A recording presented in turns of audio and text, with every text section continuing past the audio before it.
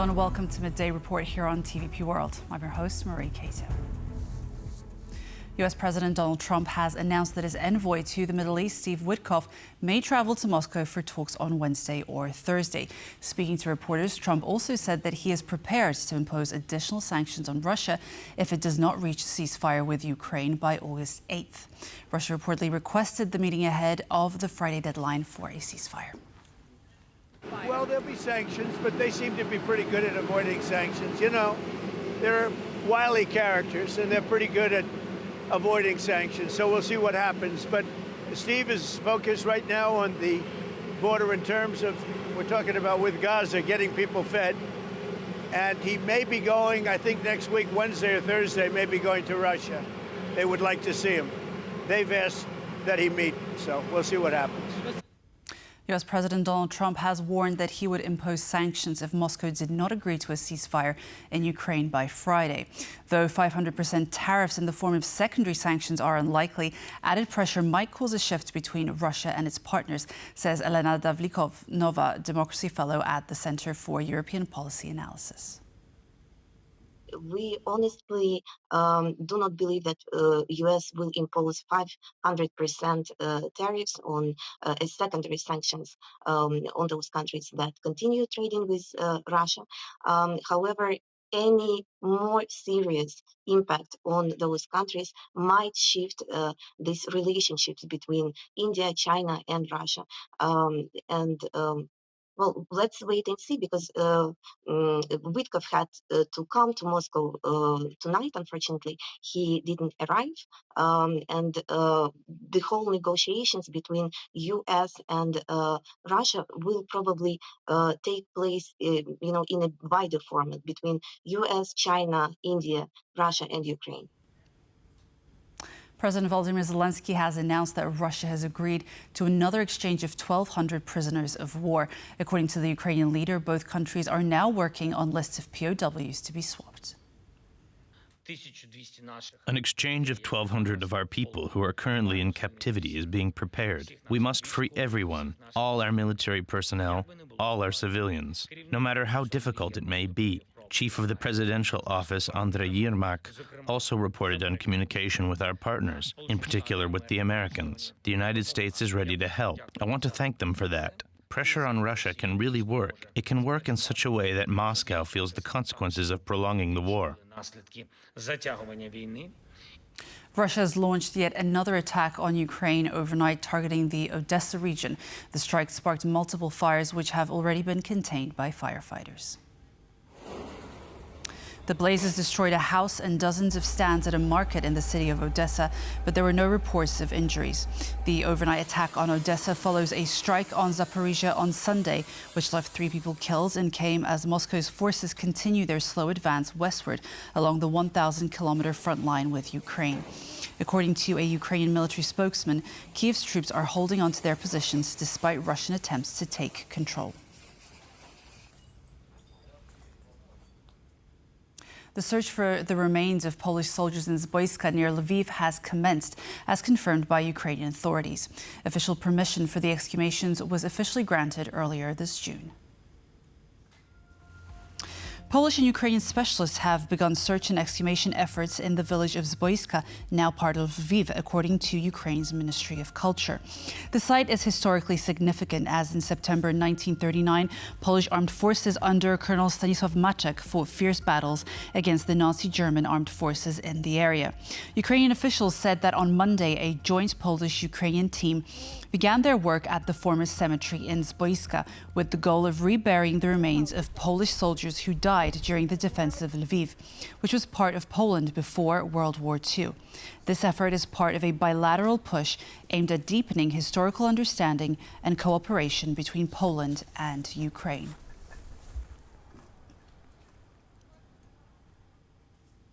Poland is set to have more tanks by 2030 than the UK, Germany, France and Italy combined. This comes after Warsaw signed another deal with South Korean defense company Hyundai Rotem to procure additional K2 tanks. On Friday, Polish Defense Minister Władysław Kosiniak-Kamysz signed an agreement worth over $6 billion with Hyundai Rotem for 180 K2 battle tanks. This marks the country's second deal with the company, after the first was struck in 2022, also for 180 K2 tanks.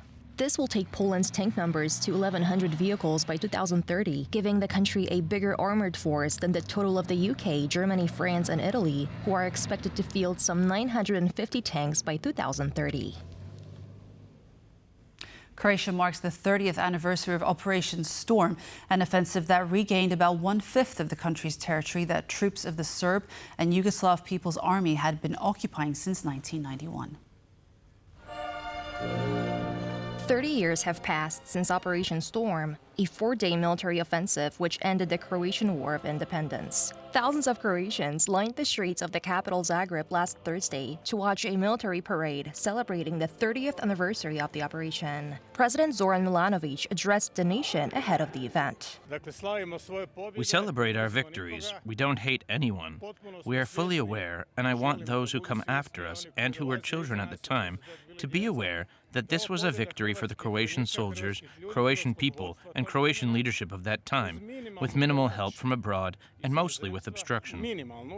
The operation, which began on the morning of August 4, 1995, and involved 100,000 troops, liberated Knin and most of the territory that had been occupied by Serbs and members of the Yugoslav army during what the Croats call the Homeland War.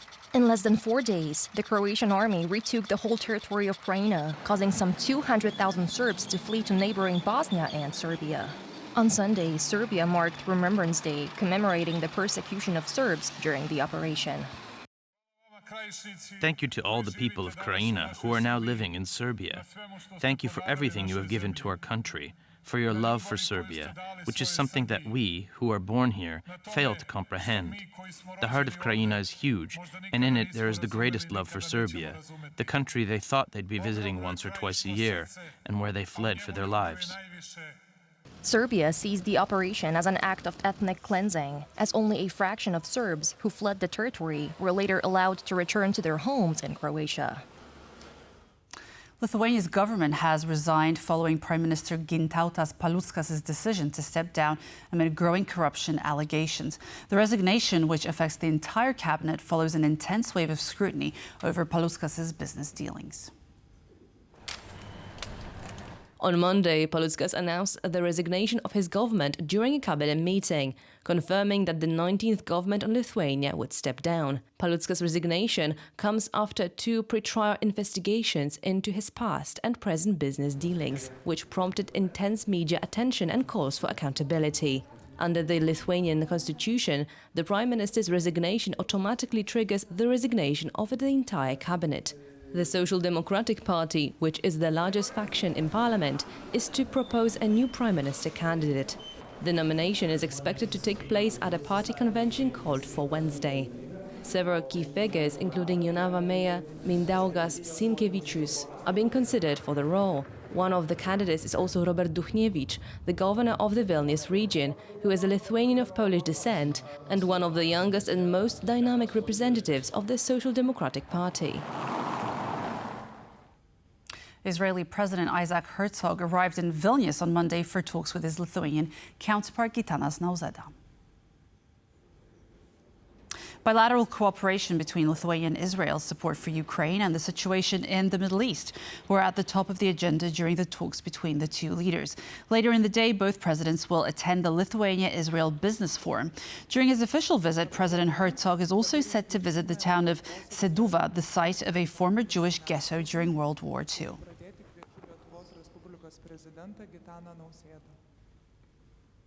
Russia has launched a disinformation campaign to interfere in September's parliamentary elections in Moldova.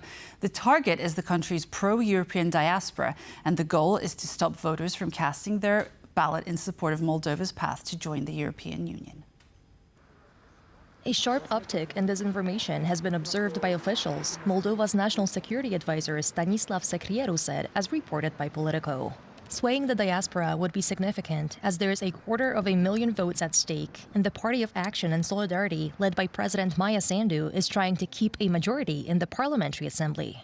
Tactics used by Russian disinformation include fake online outlets publishing sham reports that demobilize voters or make them support a fake pro-European party. The parliamentary elections set for September 28th may determine whether Moldova continues on its European Union path or falls under Russian influence.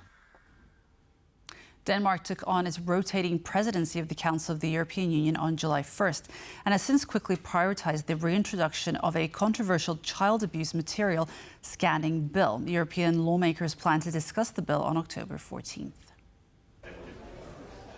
Denmark's presidency hopes to improve law enforcement's use of digital tools against serious crimes while tackling the misuse of technology.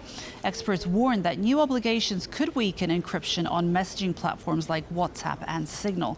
The initial proposal for scanning private messages for sexual abuse material faced backlash, leading the European Court of Human Rights to prohibit attempts to undermine encryption in secure communications across Europe.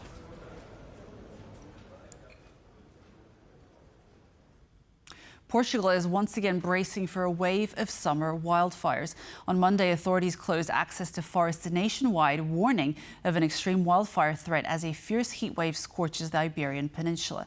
With temperatures set to climb to 40 degrees Celsius in the north, firefighters are on maximum alert, racing to prevent small sparks from turning into disasters. Portugal forests have gone silent. Public access was restricted on Monday as the government placed the country on high alert. The brutal heatwave is sweeping across the Iberian Peninsula, pushing temperatures up to 40 degrees in northern Portugal, and with them, the risk of wildfires. We are here because of the growing threat of fire. We're now on orange alert. On Sunday, the minister issued a decree, and we are here to prevent people from going into the woods in order to avoid potential fire outbreaks. But the threat is already real. In South Ceará, in the north of the country, nearly 300 firefighters and more than 100 vehicles battled flames on Saturday. The fight was fierce and, for many residents, personal. The wind was blowing from one side to the other. Firefighters couldn't make it. We're not going to blame the firefighters. They couldn't fight it. My house is up there. I don't know what's happened to it because I had to leave. Who told you to leave? I chose to leave because I saw the flames getting very close. I saw hell in those buildings. It happened in a matter of seconds. If it weren't for the firemen, there would be nothing left. From Arauca to Ponta da Barca, the numbers tell the story. 700 firefighters in one hotspot, 400 in another, all driven by the same unforgiving forces, scorching heat and relentless winds. And this is only the beginning. Portugal is now facing its second heatwave of the summer. Temperatures are expected to hit 40 degrees Celsius in several regions, 5 of which will be under red alert by Tuesday. But the risk isn't just high, it's certain.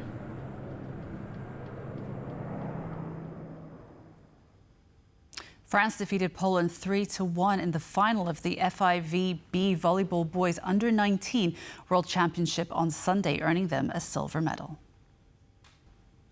Coached by Jacek Nawrocki, Poland reached the final in strong form, securing narrow 3-2 victories over Pakistan and South Korea, followed by a straight-set win against Spain in the semi-finals. However, France demonstrated superior performance in the final, winning 3-1 and claiming their second consecutive world title.